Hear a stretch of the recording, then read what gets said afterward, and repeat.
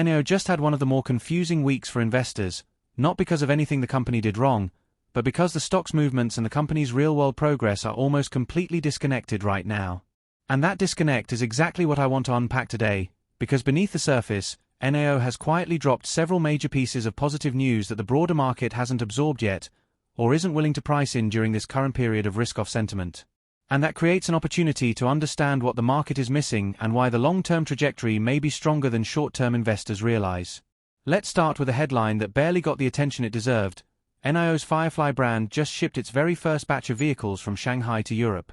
Think about what that means. This is not a concept announcement, not a pre-order reveal, and not a coming soon teaser. This is physical cargo, actual vehicles, leaving China and heading directly into a major global automotive region. For a company that's often criticized for being too domestically concentrated, too dependent on the Chinese consumer, or too vulnerable to local competition, this is a concrete step into diversification. Real diversification. Not theoretical. Firefly is designed specifically for the European compact EV market, a market where price competitiveness, urban practicality, and regulatory incentives for small EVs are strong tailwinds. If NIO can get traction there, it opens an entirely new growth channel outside its home market. And here's the part the market seems to forget. NIO's multi-brand strategy was built for this moment. NIO is the premium brand. Onvo is the family brand. Firefly is the compact, urban, youth-oriented brand. This mirrors how Toyota has Lexus, or how Hyundai has Genesis and Kia covering different segments. The difference is that NIO is launching these brands into a global EV market at a time when competition is high and room for expansion is still very real, especially in Europe and potentially Southeast Asia. So when that first Firefly shipment left Shanghai, it wasn't symbolic, it was strategic. It demonstrates that NIO is not retreating or slowing down. It's leaning into the international game where margins, regulatory support, and consumer appetite may end up being more favorable than the chaotic Chinese domestic landscape. Now let's pair that with another overlooked piece of news. NIO expects the production capacity of its ES8 SUV, one of its flagship models, to rise by around 70% in November compared to October. 70%. That's not incremental growth. That's not a marginal optimization. That is aggressive scaling. And aggressive scaling only happens when a company is confident in demand, confident in supply, and confident in the stability of its production line. You don't ramp a model by 70% unless you're preparing for a meaningful increase in sales volume. And this comes right after NIO delivered more than 40,000 vehicles in October, the highest monthly total in the company's history. 40,000 deliveries in a single month. That is record-level performance. It is a number that should matter to investors who are critical of NIO's momentum.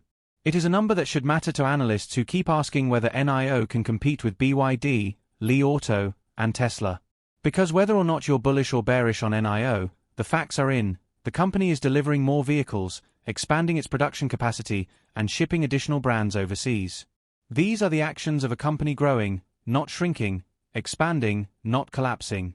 But of course, that raises an obvious question. If the company is doing all these things, if production is ramping, if deliveries are at record highs, and if European expansion is physically underway, then why has the stock been struggling? Why did it drop 4% on Friday? Why has there been so much volatility over the last few weeks? And here's the answer. Because the stock market doesn't always care about company-specific fundamentals in the short term. It cares about macro sentiment, geopolitical tension, and the emotional behavior of institutional capital. The sell-off on Friday had very little to do with NIO. The entire Nasdaq was down. Tech was down. Growth was down. Chinese ADRs, from Alibaba to JD to PDD, were all red. And when Chinese ADRs are selling off, NIO almost never escapes the wave. Hedge funds de-risk before weekends. Algorithms follow the momentum. Retail sentiment gets cautious. Nothing in that cycle tells you anything meaningful about whether NIO is executing its strategy well. In other words, the stock dropped, but the business didn't. This is the disconnect that long-term investors need to understand. Because there are moments when a stock price is a reflection of a company, and moments when a stock price is a reflection of the market. This past week was the latter. The stock fell because risk-off sentiment dominated, not because NIO reported bad news. In fact, the irony is that some of the best news of the quarter arrived at the same time the share price was pulling back. The Firefly shipment is a milestone. The ES8 production ramp is a milestone.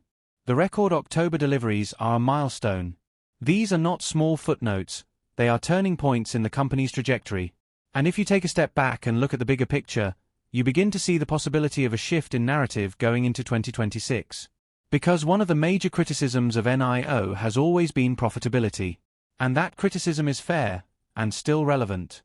But profitability becomes more achievable when production scales, when unit economics improve, when brands diversify, and when the company taps into higher margin geographies. Europe is not only a branding opportunity, it's a margin opportunity. Subscription-based battery services, charging networks, software upgrades, and premium positioning all perform better in markets like Germany, Norway, Denmark, and the Netherlands. And Firefly could capture the more budget-conscious demographic that NIO proper cannot reach. So what does this all set up for investors right now? It sets up a scenario where fundamentals are strengthening at the same time the share price is lagging due to macro fear. Historically, this is the kind of environment where forward-looking investors start paying attention. If the market remains pessimistic on Chinese equities while NIO quietly executes, this can create an accumulation phase before a later re-rating. And the re-rating, when it comes, often happens faster than people expect, because once sentiment turns, the stock begins to price in the progress that had been ignored. This doesn't mean the stock will suddenly explode on Monday. Far from it. Sentiment-driven sell-offs can take time to wash out.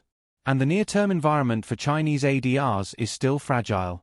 But what it does mean is that NIO is giving investors something that many growth stocks fail to provide during downtrends: clear signs of operational progress. If NIO had reported weak deliveries, shrinking production, cancelled programs, or scaled back global ambitions, then yes, the stock's weakness would be a direct reflection of a weakening company. But that's not what happened. Instead, we saw growth, expansion, and momentum. So for investors trying to make sense of this moment, here's the key takeaway. Sometimes the stock market's reaction does not match the company's reality. And right now, NIO's reality is quietly improving. Firefly is launching internationally. Production capacity is rising. Deliveries are at record highs.